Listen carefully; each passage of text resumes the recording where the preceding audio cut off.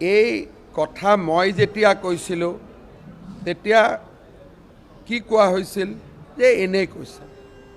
কংগ্ৰেছত যেতিয়া মল্লিকাৰ্জুন খাৰ্গে আহিছিলে 58জন বিধায়কে মোৰ কাৰণে কৈছিলে, বাকী বহুকেইজন জ্যেষ্ঠ নেতা নিউট্ৰেল আছিলে আৰু 12জনেহে মাত্ৰ কৈছিল মুখ্যমন্ত্ৰী হিমন্ত বিশ্ব শৰ্মা হ'ব নালাগে বা হৈ থকাজনে হওক। তেতিয়া ন্যায়টো দিয়া নহ'ল। ন্যায় নিদিয়াৰ কাৰণ পিছত যেতিয়া আমি গম পাওঁ, ইয়াতো সেই সময়ত ৰাহুল গান্ধী আমেৰিকাত আছিলে, টম ওডালি, জৰ্জ ছৰেছ এইবিলাকৰ ৰাহুল গান্ধী অতি ঘনিষ্ঠ আৰু তাতে গৌৰৱ গগৈৰ পৰিয়ালো কাম কৰি আছিল। সোনিয়া গান্ধীয়ে মোক ঘৰত মাতি নি যে শপত গ্ৰহণৰ দিন তুমি ঠিক কৰা। যেতিয়া মই কেতিয়াবা লিখিম তেতিয়া ক'ম, তেতিয়া মই মেডামক কৈছিলোঁ, আজিও মই মেডাম শব্দটোৱে কৈছোঁ যে অম্বুবাচীৰ পিছদিনাখন মই শপত ল'ম, অম্বুবাচী মেলাৰ কেইদিন নলওঁ। তাৰ পৰা কংগ্ৰেছত সিদ্ধান্ত ঘূৰিছিলে, কাৰণ আমেৰিকাৰ পৰা ৰাহুল গান্ধীয়ে ফোন কৰিছিলে। আৰু এইবিলাক হ'ল অসমৰ সাক্ষী বহুত আছে। যেতিয়াই কংগ্ৰেছৰ মিটিং হয় খাৰ্গে তেতিয়াই কয় যে হিমন্তৰ লগত তহঁতি যুঁজ, কিন্তু হিমন্তৰ লগতহে MLA-বোৰ আছিল। প্ৰত্যেক কংগ্ৰেছৰ মানুহে যেতিয়া মোৰ বদনাম গায় তেতিয়া খাৰ্গে প্ৰথম এইটো কয় যে গোটেইটো MLA-বিলাক তেওঁৰ লগতহে আছিলে। এইবিলাক হ'ল সত্য, কিন্তু সেই সময়ত যে নহ'ল এইটো মা কামাখ্যা আৰু শংকৰদেৱৰ আশীৰ্বাদ আছিলে। কংগ্ৰেছৰ মুখ্যমন্ত্ৰী হ'লে মোৰ কাললৈ এটা কলংক থাকি গ'লহেঁতেন আৰু এনেকৈ সনাতন আৰু অসমীয়াৰ কাৰণে কাম কৰিব নোৱাৰিলোহেঁতেন। সেইকাৰণে কেতিয়াবা মানুহে যে কয় গৌৰ মাৰিলে গংগাত পৰে, এইটো মই ধন্যবাদ জনাওঁ ৰাহুল গান্ধীক যে সেই সময়ত তেখেতে মোক মুখ্যমন্ত্ৰী নাপাতিলে, যাৰ কাৰণে মই আজি চিনা টানি বুকুত ডাঠ কৰি সনাতন আৰু অসমৰ বাবে কাম কৰিব পাৰিছোঁ। মোক গৌৰ মাৰি গংগাত পেলোৱা হৈছিলে, সেইকাৰণে মই আনন্দিত। এতিয়া তাক লৈ মোৰ কোনো ৰিগ্ৰেটো নাই, দুখো নাই। তেতিয়া অলপ ৰিগ্ৰেট দুখ থাকিব পাৰে, কিন্তু আজি মই ভাবোঁ যে ভগৱানে মানুহক সঠিক ৰাস্তাত লৈ যায়। মানুহে ভুল কৰিলেও ভগৱানে ৰাস্তা শুদ্ধ কৰি লৈ যায়।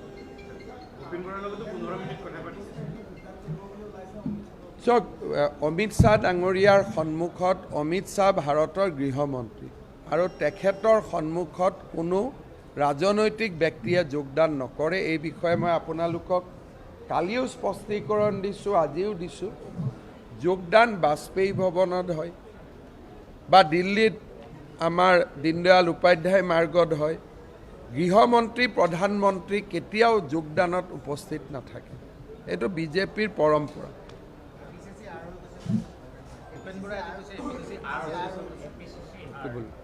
APCC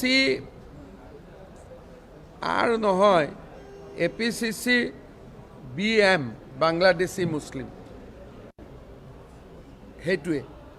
তেওঁ ৰকিবুল বুলি কৈছে, কিন্তু অকল ৰকিবুল নহয়, তাত সৰু ৰকিবুল বহুত জন্ম হৈছে।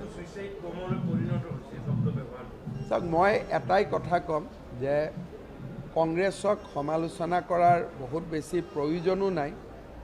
খালি কেতিয়াবা কেতিয়াবা অলপ কংগ্ৰেছৰ কথা এইকাৰণে কওঁ যে আমি 22 বছৰ কংগ্ৰেছ কৰিছিলোঁ। দলটোৱে একদম হিন্দু মানুহক এৰি দিয়ক, সেইটো আমি কেতিয়াও বিচৰা নাছিলোঁ। এতিয়া তাত মইতো কৈ থৈছোঁ 5 বছৰ পিছত আপোনালোকে নিউজ দিব ভাতৰ লগত কি খালে বুলি, আৰু সেই লাইনত গৈ আছে। শ্ৰীভূমি হাইলাকান্দিত অলৰেডি আৰম্ভ হৈছে। কেইদিনমান আগতে ভূপেন বৰাই আপোনালোকক ক'ব, মই মোৰ মুখেদি নুলিয়াওঁ আৰু মই কথাবোৰ জানো কাৰণে বেছিকৈ কৈ থাকিলেও বিপদ। কালিয়ে যেতিয়া ভূপেন বৰা ঘৰত বহি আছে, কংগ্ৰেছৰ 2জন ডাঙৰ নেতাই, হিন্দু নেতাই কংগ্ৰেছৰ সভাপতিক কৈছে যে তুমিতো পেৰাচুট লেণ্ডিং কৰি নেতা হৈছা। আমাৰতো সৰুতে দেউতা ঢুকাই গৈছিলে, আমি কষ্ট কৰি কৰি কৰি কৰি এইখিনি পৰ্যায়ত আহিছোঁ। এজন কংগ্ৰেছৰ নেতাই ভূপেন বৰাৰ ঘৰত কংগ্ৰেছৰ সভাপতিক কি কৈছে গৌৰৱ গগৈক, যে গৌৰৱ তুমি মোক অপমান কৰি নাথাকিবা, ময়ো এৰি দিম, কাৰণ তুমি পেৰাচুট লেণ্ডিং কৰি নেতা হৈছা। মোৰ দেউতা সৰুতে মৰি গৈছিলে, মই NSY ইউথ কংগ্ৰেছ কৰি কৰি কৰি কৰি আজি মই এইখিনি পৰ্যায় পাইছোঁ। গতিকে তুমি যদি মোক হিউমিলেট কৰা তেতিয়াহ'লে ময়ো এনেকুৱা সিদ্ধান্ত লম। এতিয়া কাৰ দেউতাক সৰুতে মৰিছিলে এইটো আপোনালোকে উলিয়াই লওক, সেই কামটো মই নকওঁ। আৰু কালি এইটো গৌৰৱ গগৈ আৰু বাকী নেতাসকল যেতিয়া ভূপেন বৰাৰ ঘৰত বহি আছিলে, এইখিনি হ'ল কথোপকথন। আন এজন নেতাই কৈছে ভূপেন বৰাক যে আপুনি, তুমি বুলি কয়, তুমি আছিলা বুলি যুঁজি আছিলোঁ, তুমি নাই যদি ময়ো ইলেকশ্যন খেলোঁ নে নাই ডিচিশ্যন ল'ব লাগিব। আৰু এজন হিন্দু নেতা, কংগ্ৰেছত হিন্দু নেতা কেইজন বাকী আছে? দুজনেই বা তিনিজন বুলি ক'ব পাৰে যদি ৰিপুণ বৰাক ধৰে। গতিকে এইটো হ'ল তেওঁলোকৰ কালিৰ কথোপকথন। এতিয়া আপোনালোকে ভাবিব ভূপেন বৰাই কৈছে নেকি, মোক ভূপেন বৰাই কোৱা নাই। আজিহে গ'লে মই সুধিম, কিন্তু মোৰ কথা 100% সত্য। আৰু মই একদম তেওঁৰ আৱেগটো ঢালি কৈছোঁ যে তুমিতো পেৰাচুট লেণ্ডিং কৰিছা, শব্দটো কৈছে পেৰাচুট লেণ্ডিং। আৰু এইবোৰ কথা মই, পিজু, জয়ন্ত আমি কেতিয়া কৈছিলোঁ যে পেৰাচুট লেণ্ডিং কৰা নেতাৰ ওচৰত আমি আত্মসমৰ্পণ নকৰোঁ। 2012 চনত তেতিয়া আমাক কি বনাই দিলে মেডিয়াই? দাদা বাহিনী, দাদা ব্ৰিগেড, মেডিয়াই বেটিং কৰি। কিন্তু তেতিয়াও ইছ্যুটো কি আছিলে? আমাক কেবিনেট মন্ত্ৰীসকলক গৌৰৱ গগৈৰ মিটিঙত যাব নিৰ্দেশ দিয়া হৈছিল। আপোনালোকে মই কিয় ৰিজাইন দিলোঁ আপোনালোকে নাজানে। মই কৈছিলোঁ মই গৌৰৱ গগৈৰ মিটিঙত নাযাওঁ। অসমৰ কেবিনেট মন্ত্ৰীৰ এটা মৰ্যাদা আছে, মোৰ মিটিঙত গৌৰৱ গগৈ আহিব পাৰিব, মই গৌৰৱ গগৈৰ মিটিঙত নাযাওঁ। মই মুখত তৰুণ গগৈক কৈছিলোঁ যে ছাৰ মই এইটো কাম কৰিব নোৱাৰোঁ, আপোনাৰ মিটিঙত যিমান যাব লাগে দিনে ৰাতিয়ে কাম কৰিম, কিন্তু আপোনাৰ ল'ৰাৰ মিটিঙত মই নাযাওঁ, কাৰণ মই সাংবিধানিক পদত আছোঁ। বাকী মন্ত্ৰীবিলাকে যোৱা অভ্যাস কৰিলে, তাৰ পিছতেই গণ্ডগোল হ'ল। সেইকাৰণে কেতিয়াবা যেতিয়া মই কম, মই এইকাৰণেই নকওঁ, তেতিয়া মানুহে ভাবিব যে কংগ্ৰেছ এৰি ইয়াৰ মনটো বেয়া লাগি আছে নেকি। কিন্তু ভগৱানে মোক বহুত দি দিলে কাৰণে এই কথাবিলাক মই মনত নেপেলাওঁ। সেইটো ইনক্লুচিভ মাইণ্ডে বুজাই দিয়াৰ কাৰণে। এতিয়া আৰু এটা কংগ্ৰেছৰ ভিতৰৰ কথা কওঁ। কালি কংগ্ৰেছত লিষ্ট বনাইছে টিকটৰ, 7টা 6টা 8টা মানুহৰ, কিন্তু আচল লিষ্টখন বনাইছে ইনক্লুচিভ মাইণ্ডে। তাত নাম আছে এটা বা দুটা। আৰু এই ইনক্লুচিভ মাইণ্ড সক্ষম মাৰুৱা, সুনীল কানেগুলে কোটি কোটি টকাৰ লেনদেন কৰিছে অসমত টিকেটৰ নামত। কংগ্ৰেছৰ মানুহবিলাকে মিছাতে মিটিঙত গৈ আছে। এই মিটিংখনত একো নাই, কালি মিটিঙত চাব চবৰ নাম সোমাই দিয়ক। এটা এটা সমষ্টিত 7জন 8জন 9জন মানুহৰ নাম সোমাই দিছে। এখন মিটিং হ'ল নেকি? এটলিষ্টটো 3জনীয়া কৰিব লাগিছিল। ৰাতি যেতিয়া মই সুধিলোঁ যে মইতো কংগ্ৰেছত আছিলোঁ, এনেকৈতো মিটিং নহয়, তেতিয়া ক'লে যে দাদা আচল লিষ্টখনটো ইনক্লুচিভ মাইণ্ডে বনাই দিছে।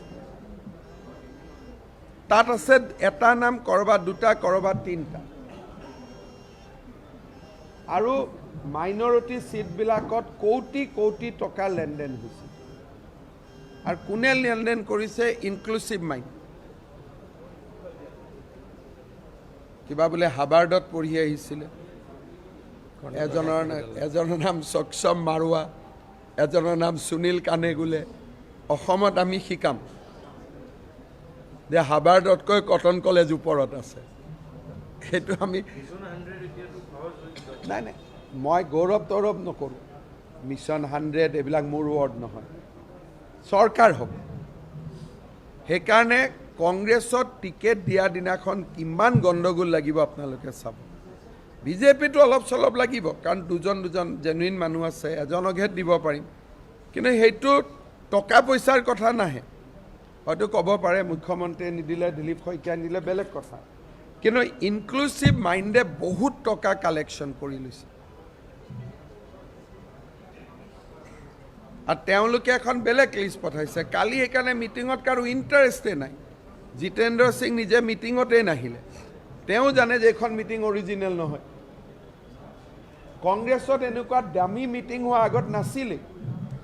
লুকাই লুকাই আমাৰ দিনত মিটিং কৰিছিল, শ্বিলঙত গৈ মিটিং কৰিছিলে, বৰাপানীত মিটিং কৰিছিলে। ইভেন মিটিঙৰ ভেনুটোও জানিব নিদিয়ে আগৰ লিডাৰবিলাক। বিজয় হেণ্ডিক যায়, তৰুণ গগৈ যায়, ঘাটুৱাৰ যায়, একদম জুখি জুখি 3টা, 20টামান চিটত এটা। কালি কি কৰিছে, চবৰ নাম লগা, 8টা 9টাকে ঘূৰাই থাকিব, খৰচ কৰি থাকিব। কিন্তু আচল লিষ্টখন বনাইছে, আপোনালোকে খবৰ ল'ব। তেওঁৰ নাম হ'ল চক্ষম মাৰুৱা, সুনীল কানগুলে। এই 2জন মানুহৰ নেতৃত্বত ডিকি দত্ত, ৰকিবুল হুছেইন, গৌৰৱ, এই 5জনে মিলি দুজনৰ পেনেল, 1 3জন 2জন কৰি থৈ দিছে। এইটো হ'ল তেওঁলোকৰ নতুন কালচাৰ, যিটো আমি থকা দিনত নাছিলে। সেইকাৰণে কংগ্ৰেছত আপোনালোকে চাব 29ৰ আগত প্ৰদ্যুৎ বৰদলৈ আহিব, 100% আহিব। আৰু ভূপেন বৰাও অহাৰ সম্ভাৱনা আছে। গতিকে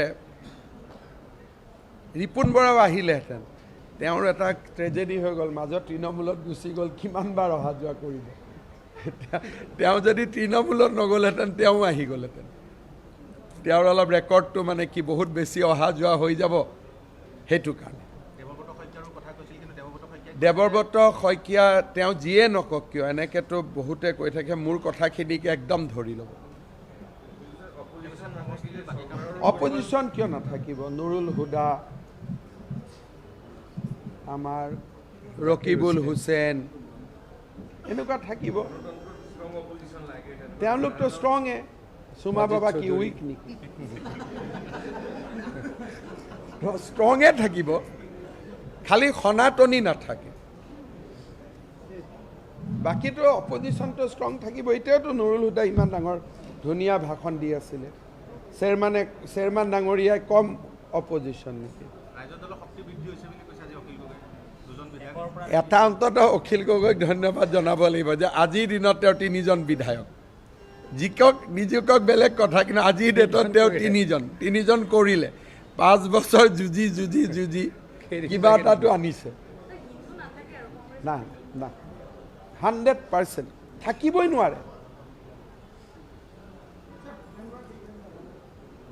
আজি মই যাওঁ, যোৱাৰ পিছত কথা বাৰ্তা পাতি মই জনাই দিম। কিন্তু আমিতো বিজেপিয়ে তেওঁকতো কৈয়ে থৈছোঁ। আৰু যোগদান কৰিলে 21-22ত কৰিলে ভাল, কাৰণ নহ'লে ইলেকশ্যনৰ বহুত ওচৰত জইন কৰিলে মানুহখিনিৰ লগত চিনা জনাও হ'ব নোৱাৰে। চাওক, ভূপেন বৰাই ৰাজনীতি বহুত দিন কৰিছে। তেওঁতো কংগ্ৰেছক বচাবৰ কাৰণে জেনুইন চেষ্টা এটা দিছিল। এইটো উপলুঙা কৰা কথা নহয়। UDFৰ লগত তেওঁ যে কংগ্ৰেছক পূৰা বিচ্ছিন্ন কৰি দিলে, তাৰ ফলত হ'ল কি, UDFৰ যিখিনি চিট আছিলে, সেই চিটকেইটা কংগ্ৰেছলৈকে কনভাৰ্ট হ'ল। আজি যে মই কওঁ 22টা চিট কংগ্ৰেছে পাব পৰা অৱস্থাত আছে, যদি UDF আৰু কংগ্ৰেছৰ এলায়েন্স থাকিলেহেঁতেন 11টা হ'লহেঁতেন। গতিকে ভূপেন বৰাই এটা বল্ড ডিচিশ্যন লৈছিলে যে UDFক কংগ্ৰেছৰ পৰা উলিয়াই দিয়া। কিন্তু ইমান ডাঙৰ গড় থাকোঁতে বাকীবিলাকতো সম্ভৱ নহয়। গতিকে তেওঁ এটা পৰ্যায়লৈকে গৈছিলে, ভাল ষ্টেণ্ড লৈছিলে, কিন্তু বাকী ক'ৰ পৰা ল'ব আৰু বাকীটোতো নোৱাৰে, তেওঁ হাত দাঙি দিব লাগে। কংগ্ৰেছৰ ইক'ছিষ্টেমটোত সেইটো ফাইট কৰা বহুত টান। আৰু এইবিলাক এনেও ভাবি থাকে যে 10 লাখ ভোট পাই জিকিছে, এইটো যে এনেই ভোট পায় কংগ্ৰেছৰ নামত। প্ৰিয়ংকা গান্ধীৰ ল'ৰাও ধুবুৰীত উঠিলে 10 লাখ ভোটত জিকিব। জীৱনত অসম নোপোৱা যদি আমেৰিকাৰ পৰা এজন মানুহ আহি ধুবুৰীত কংগ্ৰেছৰ হৈ উঠে, সিও পাব। গতিকে ধুবুৰীত 10 লাখ ভোট পোৱাটো যে ক্ৰেডিটৰ ভিতৰত নপৰে, সেইটো কথা দিল্লীৰ মানুহবিলাকেতো নুবুজে। গতিকে দিল্লীয়ে ভাবে বাপৰে চেহেৰাও ডাঙৰ আৰু কামো ডাঙৰ, গতিকে তেনেকৈ মানুহ চলি থাকে। চাওক, মইতো একো উচতনিমূলক মন্তব্য নকৰোঁ। মই এটাই কৰোঁ যে অসমখন যাতে আমাৰ হৈ থাকে, সেইটো কথাটোতো বেয়া পাবলগীয়া কথা একো নাই।